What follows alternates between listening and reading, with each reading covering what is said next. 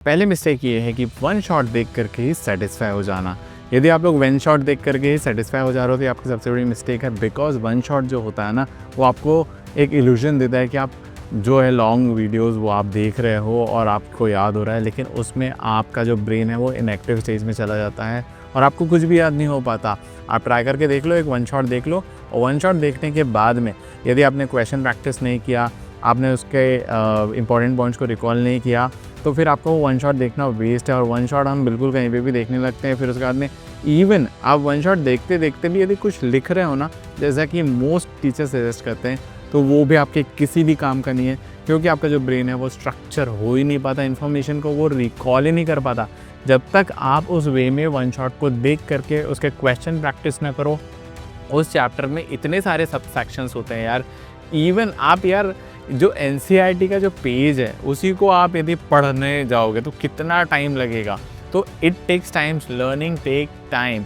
तो आप one shot देख करके बिल्कुल आप गलतफहमी में रहोगे कि हमको वो चीज़ पता चल गई है। और हो भी सकती है 1 दिन 2 दिन, उसके बाद में तो जो एबिनकॉस का फॉरगेटिंग कर्व है उसके हिसाब से तो आपको सब कुछ भूलना ही है। तो वन शॉट देख करके यदि आप सोच रहे हो ना कि हमको याद हो जाएगा, तो आपको दोबारा वन शॉट देखना पड़ेगा, फिर भूल जाएगा, फिर दोबारा वन शॉट देखना पड़ेगा, फिर भूल जाएगा, फिर दोबारा वन शॉट देखना पड़ेगा। दूसरी मिस्टेक ये है कि एनसीईआरटी को अभी से लाइन बाय लाइन प्रिपेयर नहीं करना। देखो ये तो बहुत इंपॉर्टेंट है। यदि आप एनसीईआरटी को लाइन बाय लाइन प्रिपेयर नहीं करते हो ना, तो आप बहुत बड़ी मिस्टेक कर रहे हो। कैसे बहुत बड़ी मिस्टेक कर रहे हो? क्योंकि भाई साहब आपके एग्ज़ाम में ऐसे ऐसे क्वेश्चन इस बार क्लास 10 के बोर्ड एग्जाम्स में आए हैं ना, जो एकदम नए हैं। ऑलमोस्ट 25% जो क्वेश्चंस होते हैं, 20% जो क्वेश्चंस होते हैं वो हायर ऑर्डर थिंकिंग स्किल्स के होते हैं, और उसी एनसीईआरटी बुक से हर साल नए नए क्वेश्चन बन करके आते हैं। नहीं तो पीवाईक्यूज आप कर लो, एज इट इज़ वही क्वेश्चन आ जाएंगे, पैटर्न वही आता है, लेकिन क्वेश्चन हमेशा नए आते हैं। तो वो जो जब तक एनसीईआरटी के एक एक कॉन्सेप्ट को पकड़ के नहीं रखोगे तो आप रिलेट नहीं कर पाओगे। It means you won't be able to connect the dots. तो आपको वो डॉट्स मतलब एनसीईआरटी के सारे कॉन्सेप्ट्स पता होना चाहिए। यदि आपको वो पता नहीं है तो फिर आप बस क्वेश्चन जो है इधर उधर की बुक्स खरीदते रहो और एनसीईआरटी बेसिक बुक को मत करो। और फिर उसके बाद में ये बोलेगा इसमें अच्छा है। अरे यार, वो जितने भी लोग बना रहे हैं वो एनसीईआरटी बुक से ही तो बना रहे हैं ना, तो क्यों नहीं आप ओरिजिनल सोर्स को रेफ़र करते हो। इट्स जस्ट लाइक कि घर का हेल्दी खाना मम्मी के हाथ का, वो छोड़ करके हम लोग मार्केट के खाने को बहुत ज़्यादा प्रेफरेंस देते हैं जो कि अनहेल्दी होता है। तो ये डेफिनेटली थोड़ा एफर्ट टेकिंग है, लेकिन ये वर्थ द एफर्ट है। तो आपको एनसीईआरटी लाइन बाय लाइन अभी से प्रैक्टिस करोगे ना, तो लगभग फर्स्ट हाफ दिवाली के बाद तक आपका बहुत ज़्यादा प्रैक्टिस हो जाएगा। फिर उसके बाद में आपको एक एक कॉन्सेप्ट तैयार मिलेंगे और फिर उसके बाद में आप हायर ऑर्डर थिंकिंग के क्वेश्चंस बहुत अच्छे से कर जाओगे। या इस टिप को ज़रूर फॉलो करो। अभी थोड़ी सी तकलीफ होगी डेफिनेटली, क्योंकि क्लास 9 से आप क्लास 10th में आए हो। क्लास 10th में आने के बाद में क्या है, क्लास 9 से हमें ना टीचर के नोट्स की आदत होती है। टीचर ने जो क्वेश्चन आंसर करा केवल हम उसी को पढ़ाई मानते हैं, लेकिन ऐसा नहीं होता। क्लास 10 के बाद में सारी चीज़ें बदल जाती हैं। और भाई 11th और 12th में तो आपको, यदि आप बड़ी बड़ी कॉम्पिटिटिव एग्जाम की तैयारी करोगे, नीट जेईई की तैयारी करोगे, तो इवन पढ़ाई एनसीईआरटी बुक से भी ऐसे ऐसे क्वेश्चंस आते हैं ना कि उसको सोचने में मतलब आपको क्रॉस करिकुलर कॉन्सेप्ट लगाना पड़ेगा, मल्टीपल चैप्टर्स को सोचना पड़ेगा, तब जा कर के आप ये तैयारी कर पाओगे। तो उसकी यदि शुरुआत करना है तो अभी से एनसीईआरटी को लाइन बाय लाइन पढ़ना बहुत ज़्यादा ज़रूरी है। इसको अभी से शुरू कर दो, और नहीं करोगे तो आपको आगे जाकर के प्रॉब्लम आएगी, ये गारंटी, क्योंकि क्वेश्चन नहीं आने वाले हैं आपको बोर्ड एग्जाम। अब जो तीसरी मिस्टेक है ना, उसको सुन करके आप बोलोगे ये क्या बात कर रहे हैं। तीसरी मिस्टेक ये है कि नोट्स बनाना बंद कर दो भाई। नोट्स यदि आप बना रहे हो बहुत ज़्यादा, तो ये बहुत ज़्यादा टाइम टेकिंग है। अभी के समय में नोट्स बनाना it's total waste of time. ये बिल्कुल मत करो नोट्स बनाना, क्योंकि नोट्स आपकी जो एनसीईआरटी बुक है ना, वही नोट्स हैं। मैं आपको बताता हूँ ईजी तरीका। नोट्स बनाने से ज़्यादा अच्छा आप एनसीईआरटी बुक के इम्पॉर्टेंट लाइंस को क्या कर दो, हाईलाइट कर दो। तो वो जो हाईलाइटर है, वो जो हाईलाइटेड टेक्स्ट है, वही आपके नोट्स हो जाएंगे। लेकिन फिर भी रिसर्च के हिसाब हाईलाइट करना है एनसीईआरटी को, वो भी low stake, low quality study technique है। इससे आपका काम नहीं बनने वाला, क्योंकि ऑलरेडी सब कुछ प्रिंटेड है और इधर उधर के जो कंटेंट आपको टेलीग्राम में मिल जाएंगे, बहुत सारे नोट्स तो ऐसे मिल जाएंगे। स्कूल में आप क्या करते हो, स्कूल 6-7 घंटे जा करके क्या करते हो, वही करते हो, नोट्स बनाते हो, आपके क्वेश्चन आंसर लिखते हैं। तो आप अलग से क्यों कर रहे हो? वही क्वेश्चन आंसर आपके स्कूल में तो नोट्स बन गए ना, आप अलग से नोट्स क्यों बना रहे हो? तो ये जो मिस्टेक है ये आपको नहीं करना है। तो इसके बाद क्या करना है वो बताता हूँ। चौथी मिस्टेक ये है कि नोट्स तो हमें नहीं बनाना है, लेकिन माइंड मैप यदि आपने नहीं बनाया या स्पाइडर डायग्राम आपने नहीं बनाया, मेरे माइंड मैप के नाम से जानते हैं, तो माइंड मैप यदि आपने नहीं बनाया ना तो ये सबसे बड़ी मिस्टेक है। अब नोट्स नहीं बनाना है ये तो बात है, लेकिन माइंड मैप बनाना है। यदि आपने माइंड मैप नहीं बनाया तो क्या होगा कि हमारे जो ब्रेन है ना, जैसे मैंने आपको थोड़ी देर पहले आपको बताया कि ये डॉट्स को कनेक्ट करता है, रेलिवेंट इन्फॉर्मेशन को कनेक्ट करता है। यदि रेलिवेंट इन्फॉर्मेशन को ब्रेन कनेक्ट नहीं कर पाएगा, जो कि माइंड मैप से हो जाता है, तो फिर आपका जो नोट्स है वो वैसे तो किसी काम की नहीं, क्योंकि वो डॉट्स को कनेक्ट नहीं करते, उसमें रेक्टिफिकेशन करना पड़ता है और उसमें आप रिकॉल भी नहीं कर पाते।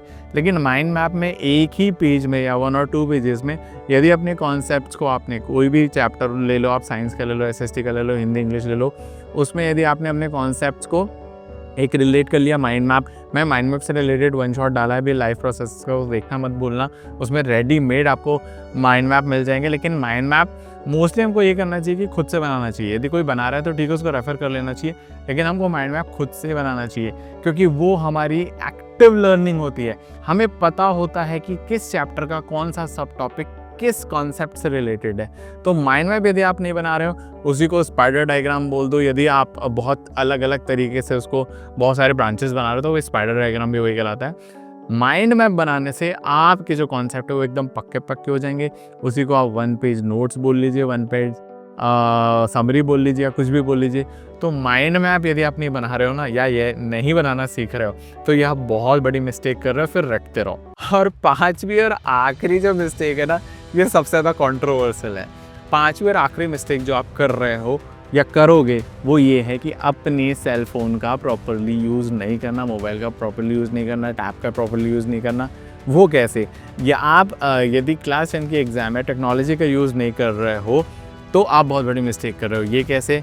डेफिनेटली आप देखिए यूट्यूब में वीडियोस तो देखते ही हो, लेकिन उसमें बहुत सारा कंटेंट आप प्रॉपर देखते हो, लेकिन वो पैसिव स्टडी टेक्निक है। यदि आप एक्टिव रिकॉल और स्पेस रेपिटेशन नहीं कर रहे हो, तो एक्टिव रिकॉल स्पेस रेपिटेशन जो है उसको करने के लिए मैंने अपने चैनल पे बहुत सारे फ्लैश कार्ड, जो एंकी फ्री ओपन सोर्स जो सॉफ्टवेयर है, जो ऐप है, उसमें बहुत सारे फ्लैश कार्ड बहुत मेहनत करके चैप्टर वाइज डाले हैं। डायग्राम के वीडियोस तो आपने देखा ही होगा, मेरे सबसे ज़्यादा मोस्ट वॉच्ड वीडियोस हैं, जिसमें 5 मिनट में इंस्टेंटली डायग्राम लर्न हो जाते हैं।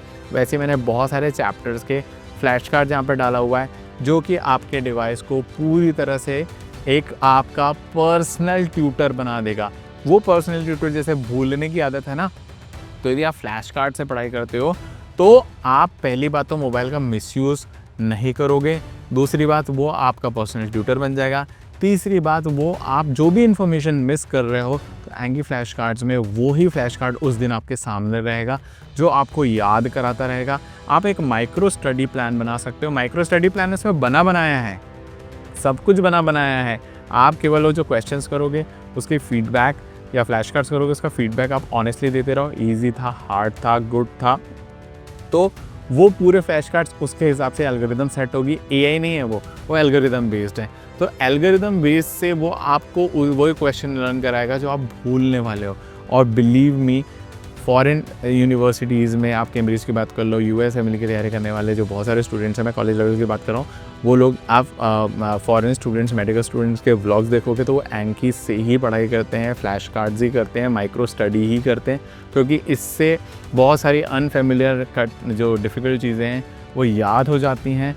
एक्चुअली इसका प्रोडक्ट इसलिए नहीं बन पाया है क्योंकि ये ओपन सोर्स है, फ्री है, इसमें हमें मेहनत करके फ्लैश कार्ड डालना पड़ता है, लेकिन वो मेहनत मैं कर रहा हूँ।